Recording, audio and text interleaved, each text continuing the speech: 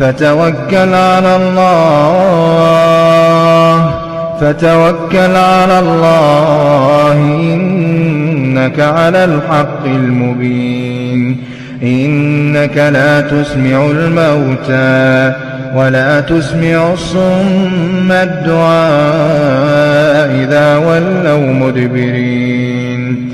وما أنت بهاد العمي عن ضلالتهم إن تسمع إلا من يؤمن بآياتنا فهم مسلمون. وإذا وقع القول عليهم أخرجنا لهم دابة من الأرض تكلمهم أن الناس كانوا بآياتنا لا يوقنون.